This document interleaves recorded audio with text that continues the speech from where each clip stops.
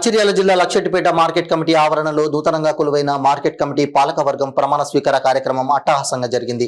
Chairman గా Dasari Premchand, vice chairman గా ఆరిఫ్లు నియమించబడ్డారు. వీరితో పాటు పాలకవర్గం మొత్తం ప్రమాణ స్వీకారం చేయగా ఈ కార్యక్రమానికి మంచిర్యాల శాసనసభ్యులు ప్రేమ్ సాగర్ రావు ముఖ్య అతిథిగా హాజరై పాలకవర్గానికి శుభాకాంక్షలు తెలిపారు. ఈ సందర్భంగా ఎమ్మెల్యే మాట్లాడుతూ నూతనంగా నియమింపబడిన పాలకవర్గం ఎలాంటి రాగద్వేషాలకు లొంగకుండా రైతులకు ఎల్లవేళలా అందుబాటులో ఉండి రైతుల కష్టాలు తీరుస్తూ మార్కెట్ యార్డ్ అభివృద్ధికి కృషి చేస్తారని లక్షెట్టిపేట, దండేపల్లి మండలాల ప్రజలకు హామీనిచ్చారు.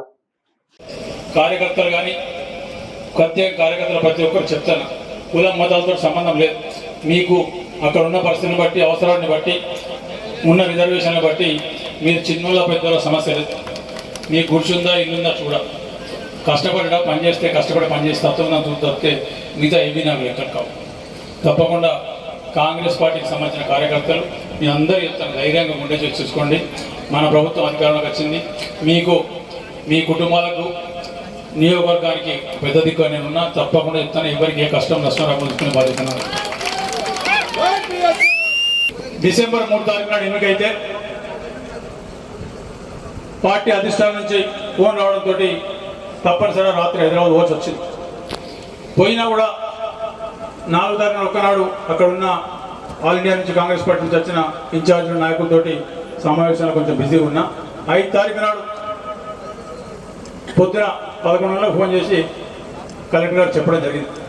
ఈ గడిచిన 9 సంవత్సరాల నుంచి రైతుల మీద పడి జరగనట్లయితే మనుషుల రక్తం తీస్తూ ఆ రక్తం తీసుకుంటున్నాడు. ఇక్కడ ఈ దళారులు, టీఆర్ఎస్ పార్టీ అప్పటి ఎమ్మెల్యేలు, నాయకులు, లేకపోతే డిసిఎంఎస్లు కానీ ఇంకే సంస్థలు కానీ ఎవరు కొన్నా కూడా క్వింటల్కు 10 నుంచి 12 కిలోల లొప్పన దోసుకుంటారు.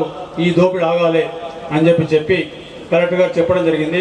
నాకు రేపటి నుంచి ఒక గింజ కూడా, సంచి కన్నా ఎక్కువ ఒక గింజ కూడా జోకద్దు అని చెప్పడం జరిగింది. దానికి కలెక్టర్ గారు స్పందించి మీటింగ్ పిలిచి 2 గంటలకు మీటింగ్ పిలిచి చెప్పడం జరిగింది. చెప్పిన తర్వాత వాళ్ళు కూడా రైస్ మిల్లర్లు కూడా ఒప్పుకున్నారు. తెల్లారి నుంచి ఒక గింజ లేకుండా, గింజ ఎక్కువ జోకకుండా వర్షాకాలం పంట లారీల కోసం ఇబ్బంది లేదు, బస్తాల కోసం ఇబ్బంది లేదు, జోకుల కోసం ఇబ్బంది లేదు, కాంటలు వేసుకు ఇబ్బంది లేదు, రైస్ మిల్ ఎవరు ఇబ్బంది లేదు. అది అయిపోయింది. అది అయిపోయిన తర్వాత పేమెంట్ కూడా అంతకుముందు 3 నెలలకు వస్తుందో తెలియదు, 4 నెలలకు వస్తుందో తెలియదు, ఎప్పుడు వస్తుందో తెలియదు, ఎంత వస్తుందో తెలియదు, ఎకంటే వడ్డకనే లెక్కలు. అటువంటి పరిస్థితి నుంచి పోయింది. ఇవాళ మీరు ఒకసారి జోకిన తర్వాత మీకు ఇచ్చే స్లిప్ ప్రకారం పేమెంట్ 2-3 రోజుల్లో ఇవ్వడం జరుగుతుంది. ఎక్కడైనా కొన్ని ఇంతకుముందు చెప్పినట్టు తిమ్మని చెప్పినప్పుడు టెక్నికల్ సమస్యలు ఏమైనా వచ్చినప్పుడు తప్పితే 2-3 రోజులు, మ్యాక్సిమం 4 రోజుల కన్నా ఎక్కువ పడతలేదు. ఇవాళ వారం రోజుల కన్నా ఎక్కువ పేమెంట్ లేవు. ఈ టీఆర్ఎస్ ప్రభుత్వం 9 సంవత్సరాల ఒక్కనాడు కూడా 60 రోజుల కన్నా ముందు పేమెంట్ ఇవ్వాలి. ఒక్క పేమెంట్ కూడా 60 రోజుల కన్నా ముందు ఇవ్వాలి. ఈ 60 రోజుల తర్వాత ఎప్పుడనేది వాళ్ళ అదృష్టం, డబ్బులు వచ్చిన వాళ్ళ అదృష్టం.